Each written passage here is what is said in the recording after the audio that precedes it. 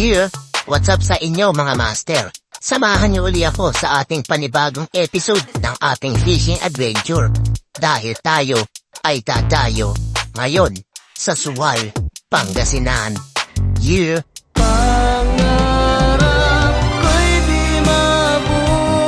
At para maiba naman, ganon ulit yung ginawa ko.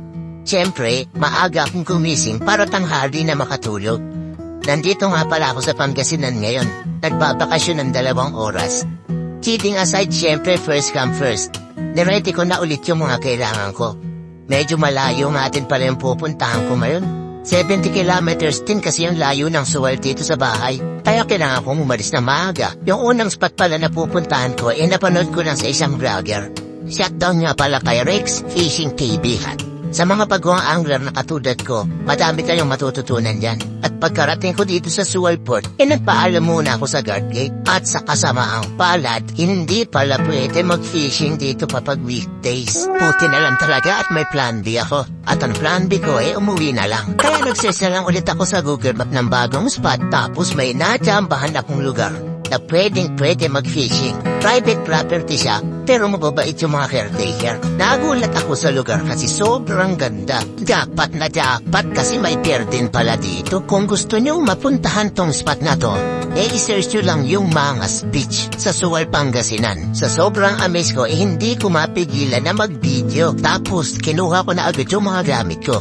Nanginginig pa nga ako sa sobrang excited. Ewan ko kung ako lang ba. Kapag nasa bahay ako, tuwan-tuwa ako kapag ina-assemble ko yung fishing rod ko. Pero kapag nasa spot na naiinis ako kasi ang daming dapat gawin bago mo ma-set up. Hay, sa wakas, natapos din. Pinili ko nga pala na mag-paper muna kasi kung mapapansin nyo, napakakinis ng dagat. Makinis pa sa ex mo na kulay at ayong puday. Sa kasamaang pangit, walang pumagat after 10 minutes ko na podcasting. Kaya nagpalit na ako ng sinking minnow. At sa wakas, wala pa rin kumakagat. Masisero na naman yata ako sa sobrang kuripot ng mga isda dito sa Pangasinan hanggat sa hindi na ako napatiis at inilabas ko na ang alas ko. Ang ultimate anti-zero bait and weight setup. At ipinain ko na yung mga sariwang pilasan hipon. Tadaan! O diba, kinikilig pa ako. Hindi ko alam kung anong klaseng isda to mga master, pero diba, hindi na tayo zero. At eto pa ang isa, o diba? Dati kapag ganito kaliit pinapakawalan ko. Kaya lang, meron kasi kaming kapitbahay na hindi ganon kaganda ang estado ng buhay. Kaya kinuha ko na rin para ipamigay sa kanila. Meron nga tayong kasabihan, diba? Aanin pa ang damo, kung matinik ay malalim. O ayan, nakakatatlo na tayo. Kaya alam, parang nakakaloko. Pansin ko lang yung mga nauhuli ko. Parang adik na nagbago. Ang liliit at ang papayat, Diyos ko. Parang lugi pa ako sa gas papunta dito. Kaya napagdesisyonan ng hukumang ito. Nalupipat na ako ng pwesto. Susubukan ko pumunta dun, baka sakaling mas maliliit yung nandun. Medyo napapatapot lang yung daan papunta dyan. Kasi parang lagusa sa mundo ng mga masasamang biyanan. At hindi na ako nagpatumpik-tumpik pa at pumunta na agad ako. Sana naman dito mas malaki-laki yung mahuli ko. Sawa na ako dun sa minor de ito na lapu-lapu. Huli. Ang laki nito. Ang laking kalokohan nito. Bakit puro ganito? Sige, isa pa. Pagbigyan natin baka totoong buhay na.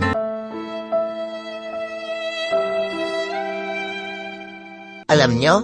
Feeling ko, tinatarantado ako ng mga to, kaya hindi na ako nakapagpigil at pumunta pa ako doon sa mas malayong bato.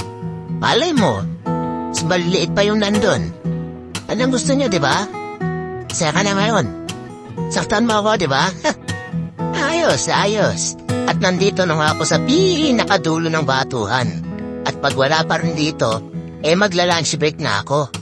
Ano palagay niyo sa akin, hindi tao? Nagugutom din ako, no? Uy, sakto huli. Ang laki nito. Ang laking bato. Kakahagis ko lang sumabit agad Ayoko ko na sa'yo. After that time, naisipan ko na mag-lunch muna ng tanghalian. Hiniginaw na kasi ako sa gutom. Buti na lang, at paglabas ng highway, mayroon ako nabit ang karinderya. Matik na yan, par. Sigurado, o-order ako ng pigar-pigar. And after that time, dumiretso na ako sa susunod na next spot. Maganda din tong spot na napuntahan ko kasi white beach siya Sa mga gustong makapunta dito, isearch nyo lang yung Masamirey White Sand Beach sa North Baybay, Sual, Pangasinan. At pagkarating ko sa pwesto ay nagpato agad ako. Oops, teka. Baka ibang pato yung nasa isip nyo ha? Oo, mukhang tama lang ako pero hindi ako atik. Back to the ballgame. Medyo maalot pa sa patis yung hagis ko dito. Aba, 34 minutes na ako dito, hindi kagat wala po. At habang naghihihila pa ako dito, isa-shoutout ko muna yung mga master ko. Shoutout kay RJ Ren II, saka sa Davao City Anglers. Shoutout din kay Edgardo Tirain, tropa kong siklista sa Etibac. Shoutout din kay Michael Behar Bautista. Shoutout kay Ronel Rivera. Shoutout din kay Roots Shuto at sa kanyang page na Roots Fishing TV. Shoutout din pala dito kay Master Tom's Cruise. And last but not the first, shoutout sa'yo Master Rios Adventures. Kung pwede daw guys, pa-follow nung page niya. Tropa niya pala si Sabang Angler. Sa mga gusto magpa-shoutout, i-comment nyo lang dito sa comment section. Libre yan, walang bayad, pero may kontrata. At pinaabot na nga ako dito ng 30:30. At kung suswertehan niya naman, anak ng tokwa, sumabit pa. Napadonate tuloy kahit walang-wala na.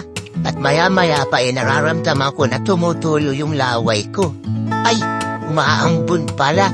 Kaya dali-dali ko muna nilagay yung mga abubot ko sa bag ko. Mahirap na. Kakabili lang ng cellphone ko baka mapunta agad kay San Pedro. At tuluyan naman bumuhos ang napakalakas na ambon. Pero hindi tayo papatinag. Hindi tayo titikilan at hindi tinhatamaan ng kidlat yung fishing rod ko. Grabe, ang lakas ng ambon. Bahano. Ilang oras din ako nagcast dito pero wala eh. Mas malas pa tayo sa itim na pusa. Pero tingnan nyo pa dito mga master. Kapupapa si Otlog. Siya nga pala, huwag nyo gagayahin yung ginawa ko ha. Kung alam nyong maliliit pa, pakawalan nyo na lang. Madami pa naman kayong mahuhuli, hindi lang yan. Sa case ko kasi, nasabi ko naman diba na binibigay ko doon sa kapitbahay namin yung nahuli ko. Para may pangulam sila. O mga bata, dami ko na naman nauto. Hanggang dito na lang ulit at kita-kits tayo sa susunod na adventure. Sana wag muna kayo mamatay. Paalam!